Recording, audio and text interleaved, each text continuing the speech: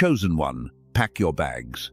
I mean that. Something in your spirit has been restless for months, an unsettledness you could not explain, a sense that you do not quite belong where you are anymore.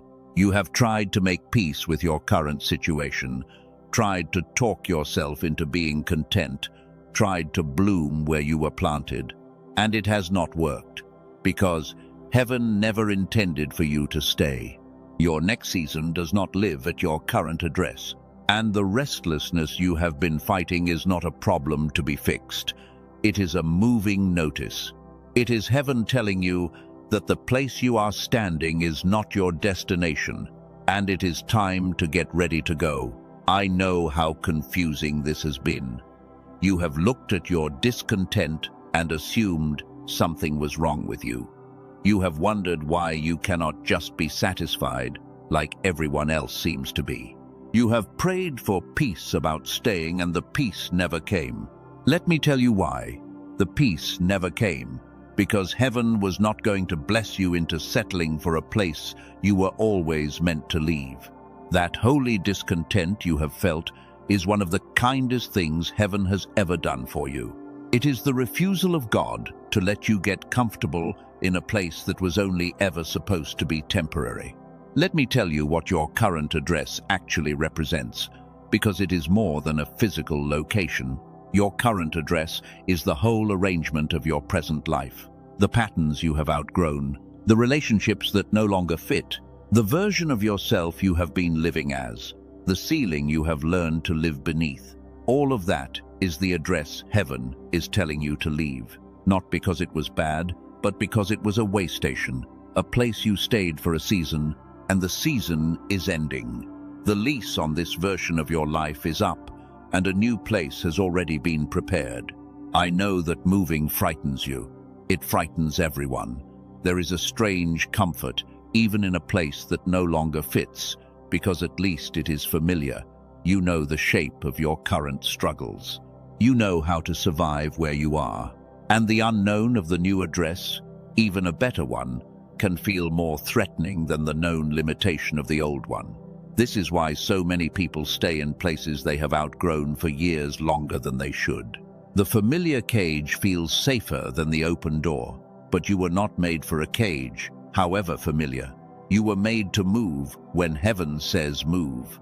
If something in you is resonating, if you can feel the truth that you are not meant to stay where you are, do one thing with me before we go further. Comment the words, "I am ready to move."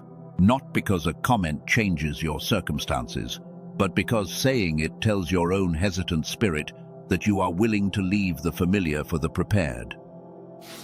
Here is what I need you to understand about a divine relocation.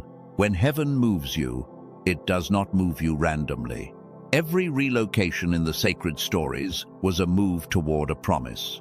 The people of God were not wanderers, they were travelers with a destination, led step by step toward a land already prepared for them. So this unsettledness is not heaven turning you out into the wilderness with no plan. It is heaven leading you toward an address that already has your name on it. You are not being evicted, you are being relocated. And the difference between those two words is the difference between fear and faith. But I have to be honest with you about something, because you came here for truth. There is a reason that people who feel the call to move so often stay stuck anyway, year after year, knowing they should go and somehow never going. It is not a lack of desire. It is not even a lack of faith. It is a specific condition that keeps people frozen at an address they know they are meant to leave. I am going to tell you exactly what that condition is later in this message, and what a team of researchers in New York discovered about it, because what they found explains something restless, called people have struggled with their whole lives but never had words for. For now, hold only this one question as we go. What if the reason you have stayed stuck at an address you know is not yours, was never weakness or fear, but something inside you that can actually be restored? Hold that question. We will return to it. But first, I need to show you where you have actually been, because you cannot understand where you are going until you make peace with the road that brought you here. Let me name some of the ways this moving notice has been showing up, so you know I am speaking to your life and not to a stranger. The things that used to satisfy you have gone flat. Achievements that once would have thrilled you now feel hollow. You have found yourself looking around at a life you built and quietly thinking, is this it? That is not ingratitude. That is your spirit refusing to accept a destination that was only ever a stopover. You have also felt a strange pull towards something you cannot yet name, a sense of a life just beyond the horizon of your current one, calling to you. That pull is the new address calling you home before you have even seen it. You may also have noticed that doors at your current address have started to close on their own. Things that used to work have stopped working. Relationships and arrangements that once felt solid have begun to loosen. People assume this is misfortune. It is not. It is heaven making the old address uncomfortable enough that you will finally be willing to leave it. Sometimes, love does not open a new door until it has closed the old ones, because we are too prone to staying. So if your current place has been falling apart, do not despair. It may simply be heaven packing your bags for you, because you were taking too long to pack them yourself. Let me take you back over the road you have traveled, because there is meaning in it you have not yet seen. You look back at the places you have been, the seasons you have lived through, and much of it looks like wandering, detours, dead ends, years that seem to go nowhere. But I want to show you something. Every address you have lived at, every season you passed through, was teaching you something you would need at the destination. Nothing was wasted. The hard place taught you endurance. The lonely place taught you to hear heaven. The place where you were overlooked taught you humility. You were not wandering. You were being prepared, address by address, for a place that would require everything those seasons built in you. Think about how heaven moves a person toward their destiny, rarely in a straight line, almost always through a series of addresses, each one developing something the next one requires. The detours you resented were not heaven losing track of you. They were the curriculum. You could not have handled your destination earlier because you had not yet lived at the addresses that would prepare you for it. So the length of your journey, the many places you have been, is not evidence that you are behind. It is evidence of how thoroughly you have been prepared for where you are finally about to go. Here is the first thing I want you to truly receive. The reason you can feel the restlessness so strongly now is that the preparation is nearly complete. You do not feel the urge to move when there is still more to learn where you are. The restlessness rises precisely when a season has finished its work in you. So this powerful sense that you cannot stay, the one that has grown louder in recent months, is not random discontent. It is the signal that the current address has taught you everything it had to teach, and you are now ready for the next one. The intensity of your restlessness is a measure of how complete your preparation has become. Let me reframe the seasons you regret too, because they have weighed on you.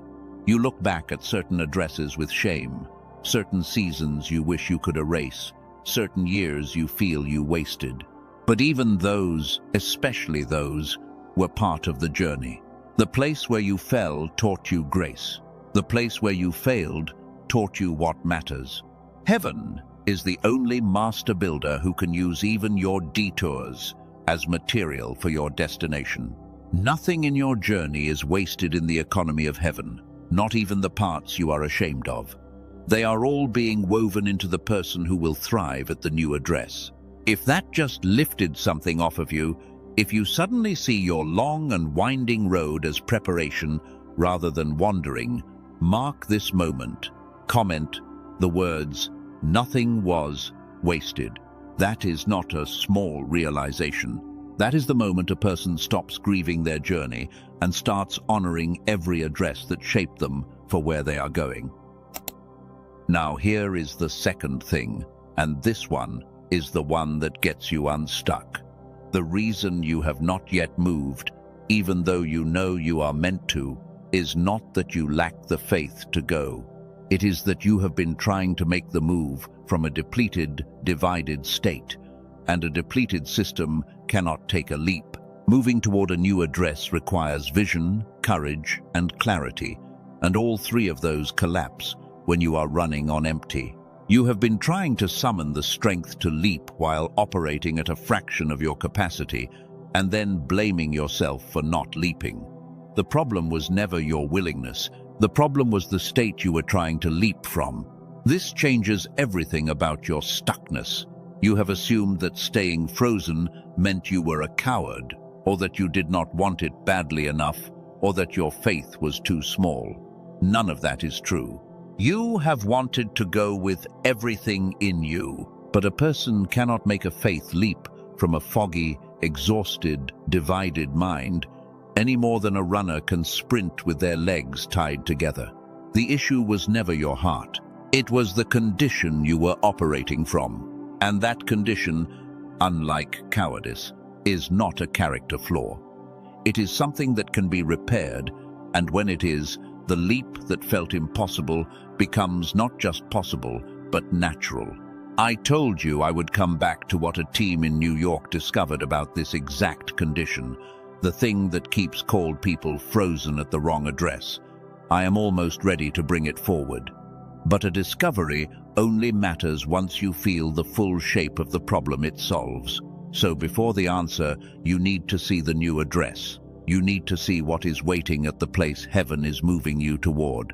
Let me show you that future now, because it is the very thing your whole journey has been leading to. There is something else about your journey worth seeing clearly. You have probably noticed that you could never quite copy the path of anyone else.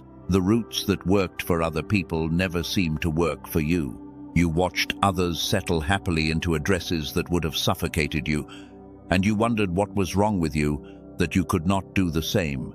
Nothing is wrong with you. Your journey was always custom. Heaven was never going to lead you down a borrowed road, because your destination is not a borrowed one. The very fact that no standard path ever fit you is proof that you were being led somewhere standard paths do not go. So stop measuring your journey against the people who settled early. They were called to a different kind of life, and there is no shame in that. But you were called to move, to pioneer, to travel towards something that required every strange detour you have taken. The unrepeatable nature of your road is not a defect. It is the signature of a destiny that was designed specifically for you by a God who does not lead any two of his travelers down exactly the same path. There is a third thing I need to place in you before we turn to the vision, because it will steady you for the move. When you finally begin to leave an address you have outgrown, there will be grief, and the grief will surprise you. You will mourn things you thought you were eager to leave. You will feel a pull to turn back, the way the people heaven freed from slavery longed for the very place that had enslaved them, simply because it was familiar. This is normal, and it is not a sign you are making a mistake. It is the heart saying goodbye. Let it grieve, but do not let it turn you back. The discomfort of leaving the familiar is the toll every traveler pays at the border of their promised land. So decide now, before the grief comes, that you will not let nostalgia for the old address talk you out of the new one. The enemy of your destiny does not need to block the door. He only needs to make you homesick for the cage. Refuse it. When the longing to return rises, remind yourself why you left. You did not leave because the old place was all bad. You left because you outgrew it, and you cannot ungrow. The only way is forward, toward the address that fits the person you have become. Now let me show you what that address actually looks like, so the vision of where you are going can give you the courage to leave where you are. Let me show you the new address, the place your next season actually lives. Picture yourself a year from now, waking up in the life heaven has been preparing for you.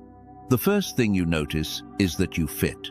The constant low friction of being in the wrong place, the sense of straining against an environment that did not match you, is gone. You belong here. The work matches your gift. The people match your spirit. The pace matches your soul. You did not have to shrink to fit this address. It was built to your size. And the relief of finally living somewhere that fits is something you will feel in your body every single morning. Let me show you the first face of that new address. The ceiling is gone. At your old address there was a limit, a height beyond which you could not grow. And you had begun to believe it was simply your limit. At the new address you discover it was never your limit. It was the ceiling of that particular place. Here, there is room above you, room to grow into the fullness you always sensed, but could never reach. The things that were impossible at the old address become normal at the new one, not because you became a different person, but because you finally moved to a place with enough sky. Here is the second face of it. The relationships at the new address are different. For so long you were surrounded by people who could not quite see you, who related to the smaller version of you, who would have been threatened by your growth. At the new address you find your people, the ones who recognize you, the ones who celebrate your rising instead of resenting it, the ones who were waiting at the destination for the traveler to finally arrive. The loneliness of being unseen at the old address ends because you are finally among people who belong to the same season you are entering. And here is the third face, the one that makes the whole move worth it. At the new address, you step into your purpose. The thing you were made for, the assignment you could feel but never had room to fulfill, finally has a place to happen. The old address could not contain it. There was no room there for the fullness of your calling.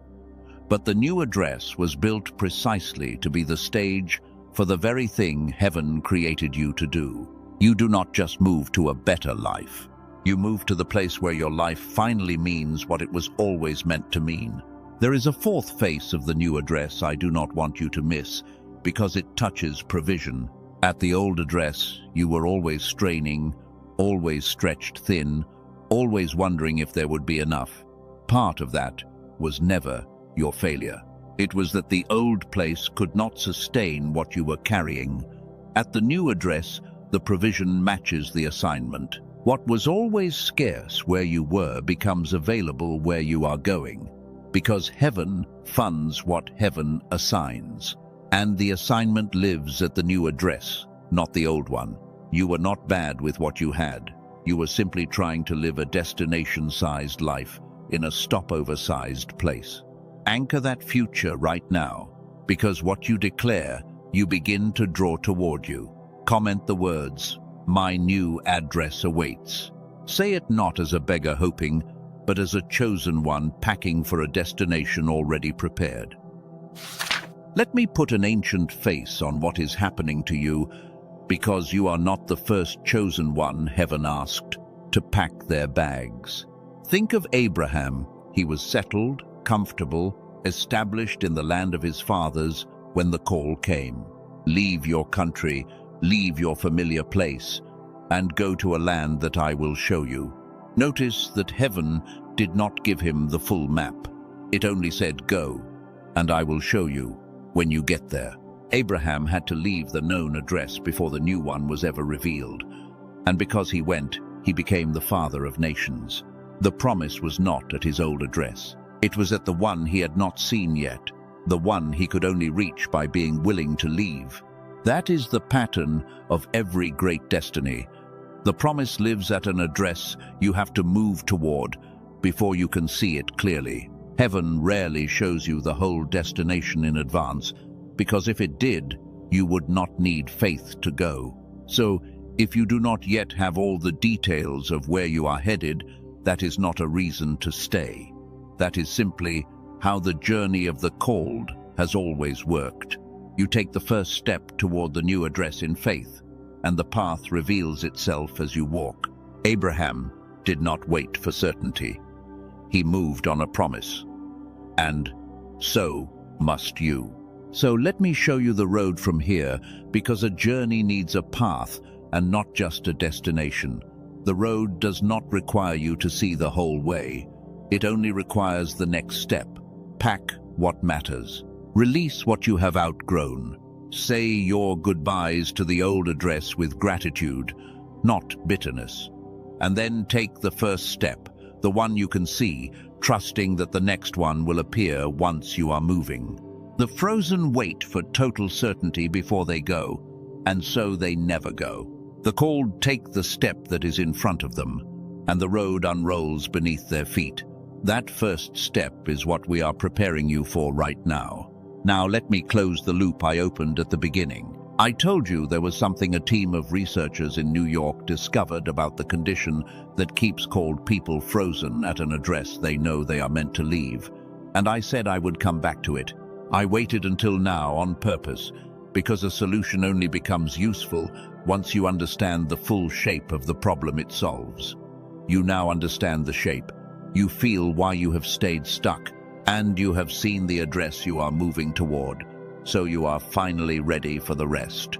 But I have to be honest with you about why this answer has stayed hidden from sincere, called people for so long. It is not because heaven was hiding it.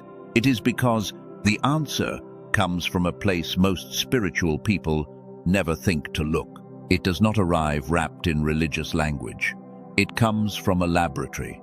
And the bridge between what science discovered and what your spirit has been crying out for is the most important thing I will say in this entire message. So let me build that bridge for you now, carefully, because a journey as important as yours deserves to be made with everything working in your favor. In 1981, something was confirmed in a laboratory that most people in spiritual communities have never heard. A scientist named Dr. Roger Sperry received the Nobel Prize for proving that the human brain is built in two halves, two hemispheres, and that these halves were designed to operate in synchronized partnership. When they fire together in sync, a person enters what researchers call whole brain activation, and in that synchronized state, the very faculties you need in order to make a great move come fully online. Vision, to see where you are going, courage, to leave the familiar, clarity, to take the right next step. The leap you have been unable to make is not only a matter of faith, it has a physical component, and that component has a name. Here is the part that will stop your breath. Researchers found that around 98% of young children operate in that synchronized whole brain state as their natural default. Watch how fearlessly a child steps into the new and the unknown, but by adulthood, fewer than 1 in 1,000 still live there. The state does not vanish because you failed God. It erodes because modern life, the noise, the chronic survival mode, gradually pulls the two halves out of step. And when they are out of step, the leap that requires vision and courage feels impossible. The condition that has kept you frozen at the wrong address is not a metaphor and not cowardice. It is a physical, measurable reality, and what is physical can be repaired. Before I tell you what the repair is, let me tell you about two people. A woman from California had tried everything: prayer, journaling, every practice her community offered, and she kept arriving at the same place. She believed the words but could not feel the reality behind them. After 10 days, she said something cleared. A channel that had been blocked was suddenly open, not because she tried harder, because the receiver had been repaired. A man from Texas described something similar, someone who had held everything together for everyone around him while his own inner life went thin. Prayer had started to feel like talking into a wall. 2 weeks later, the fog that had been so constant he stopped noticing it, as fog was simply gone. That is because of what a team of neuroscientists, led by Dr. Daniel Barone in New York, built. They took over an hour of clinical neural sync technology, the kind of whole brain activation protocol used in specialized medical settings, And through years of compression and refinement, they turned it into an 8-minute targeted auditory sequence, 8 minutes a day. Headphones, eyes closed. That is the entire requirement. They call it the genius switch. It is not a meditation app. It is not a mood sound.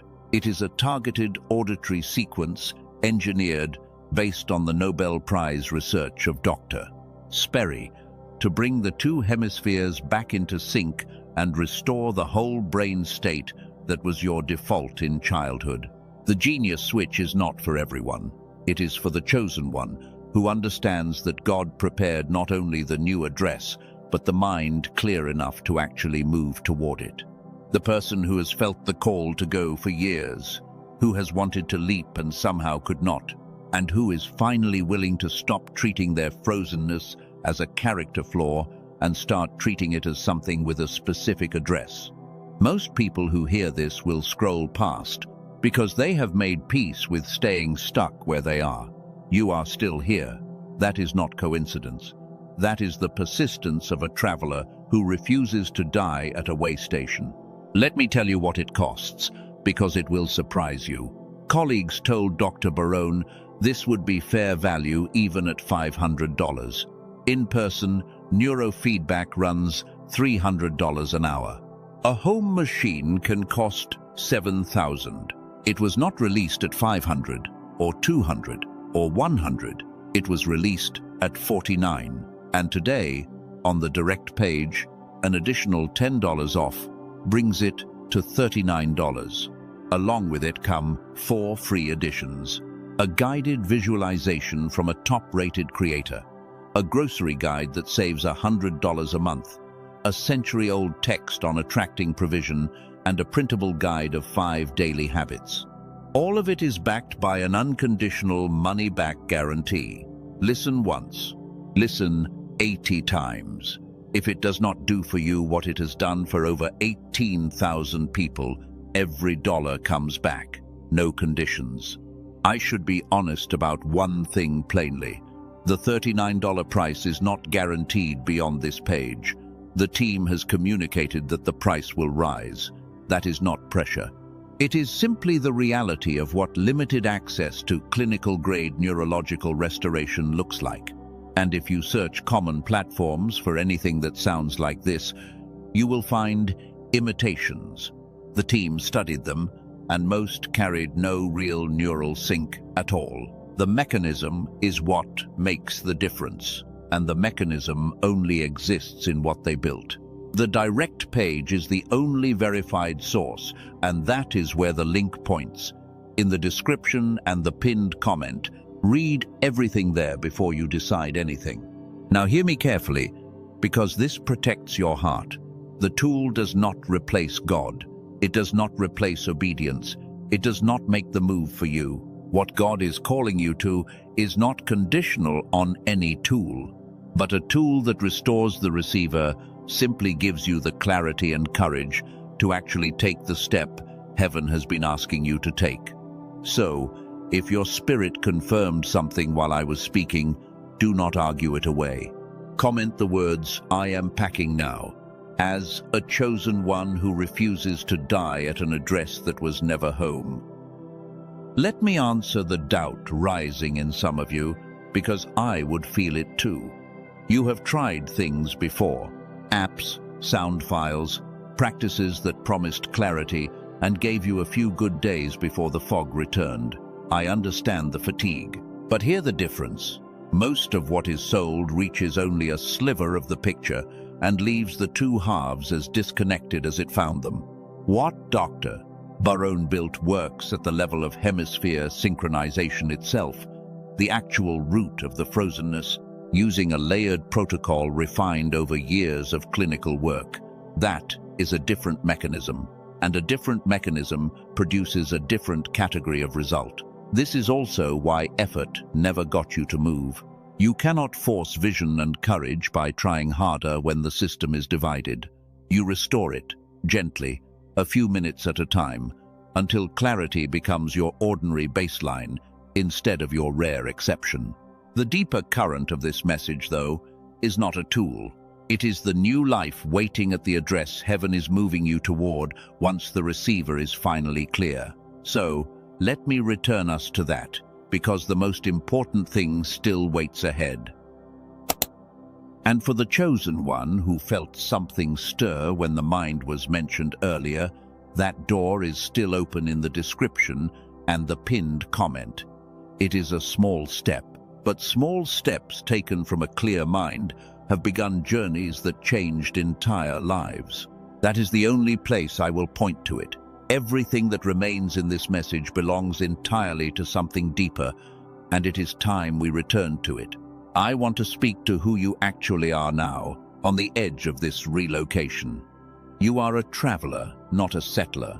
There is a kind of person heaven keeps moving, not because they are unstable, but because their assignment is larger than any single place can hold. You have always sensed this about yourself, the inability to fully settle, the horizon always calling. That is not restlessness to be cured. That is the heart of a pioneer, someone made to go where others have not gone, and to open the way for those who come after. You were never meant to stay put. You were meant to move, and to make a path by moving. You are also a pioneer of your own line. Somewhere in your family, people have stayed at the same address, literally and spiritually, for generations. The same limitations, the same ceilings, the same small territory, passed down as if it were the only option. You are the one breaking that pattern. When you pack your bags and move toward the address heaven prepared, you are not only changing your own life, you are showing everyone connected to you that the old address was never the only place available. You are opening a door that has been closed for generations, and your children, literal or spiritual, will inherit a larger map because you were brave enough to move. And you are a forerunner. The very act of leaving an address you outgrew, in faith, before you can see the whole way, becomes a testimony to everyone watching who is also stuck somewhere they have outgrown. Your courage gives them permission. Your move makes their move thinkable. You do not just relocate for yourself. You become living proof that it is possible to leave the familiar cage and find a place that fits, and that proof will set other prisoners free. Let me give you something to carry into the days of the move, because revelation without practice fades by morning. Each day, before the noise of the world reaches you, take a few minutes to return yourself to a clear, settled state. However you do it, through stillness, through breath, through the restoration I described earlier, the principle is the same. You do not begin your day already overwhelmed by the size of the journey ahead. You begin it clear enough to see the one next step in front of you. The frozen are almost always those who try to see the whole road at once and are paralyzed by it. Begin each morning clear, and you will find the courage for the single step the day requires. And carry this second practice. When the fear of leaving returns, and it will, do not let it make your decision, and do not let it shame you. Name it. Say plainly, this is the fog, not the truth. The fog says stay, it is safer, you cannot do this. The truth says go, you were made for this, the home is real. Naming it strips its power, because the fear only rules you while you mistake it for wisdom. The moment you recognize it as static from a divided system, it loses its authority, and the clear, brave self that was always underneath it takes the next step. Let me leave you with one more real account before we seal this, because it will steady your faith. There was a person who had known for years they were meant to leave a place they had outgrown, and every year they stayed, frozen, hating themselves a little more for not going. They had decided they were simply too afraid, too weak, the kind of person who would always dream and never move. When the receiver was finally restored, they described it not as suddenly becoming brave, but as the fog finally lifting enough that the next step became obvious and doable. They took it, then the next, and within a year, they were living at an address the frozen version of them could never have imagined. That is not an exception. That is simply what happens when a cold heart is given a receiver clear enough to actually move. Now I want to lead you through something before we close, and I want you to actually do it with me, because this is where the message stops being words and becomes an experience. Settle wherever you are. Let your shoulders drop. Take one slow breath in and let it go. Picture your current address, the whole arrangement of your present life, and picture yourself standing at its door with a bag in your hand. Look around the old place one more time, and instead of resentment, feel gratitude. Thank it for what it taught you. Thank it for sheltering you through the season it was meant to. And then turn toward the door, open it, and see, stretching out before you, a road leading toward a place you cannot fully see yet, but can feel, the way you feel the sea before you crest the final hill.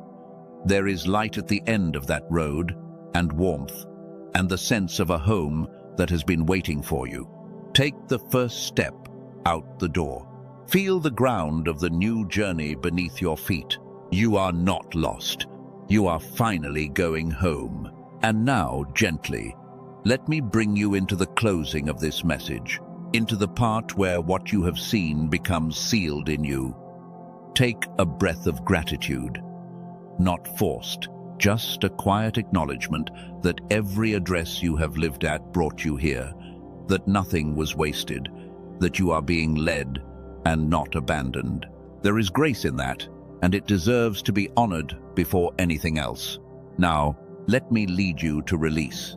Whatever you walked in carrying, the fear of leaving the familiar, the homesickness for a place you have outgrown, the false guilt of wanting more, gather all of it into your hands like sand, and on this next breath, open your hands and let it fall.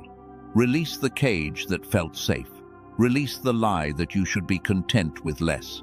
Release the fear of the unknown road.